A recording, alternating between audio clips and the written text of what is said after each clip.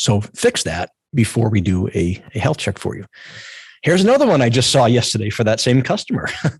They didn't have their max memory set. Anybody here, it depends on your age, you might remember Ron Popeil and his infomercial. Somebody here may not even know what an infomercial is, but Ron Popeil was this guy who had infomercials for all sorts of things. And one of them was the rotisserie chicken. And in his rotisserie chicken infomercial, he talked about how it was, and the whole audience would shout it back, set it and forget it. And SQL Server, a lot of people think is set it and forget it, because you can put the disk in. I'm showing my age now, if I'm not already showing my age and my bald head and my beard. But you download the ISO and run the install, and you click next, finish, and poof, you have a SQL Server. And then you install your QuickBooks application or whatever application you want to install, and poof, you have a production SQL Server database running on your SQL Server that nobody did any best practices on. One of those things that comes out of the box is max memory.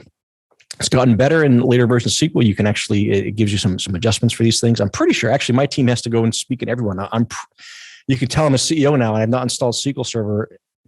I don't think I've installed SQL 2019 myself. I know it asks you about MaxTop. I know it fixes TempDB. Does the installer, somebody just make sure you're in everyone from the panelists, does the installer now even ask us about max memory? I think it may, but you have to still know what you're doing and click it.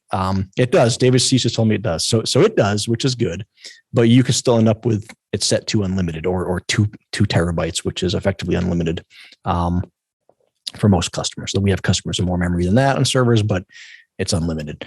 Not a good out of the box default. You need to go in there and check that. Again, that's a free setting. Doesn't fix anything. It doesn't cost you anything to do it. Do note though that if you make a change to this will have to run a reconfigure behind the scenes. So if you change your max degree of parallelism, cost threshold parallelism, max memory, optimize your ad hoc workloads, certain settings you change in SQL Server runs a reconfigure behind the scenes. And these settings will dump things that are in memory.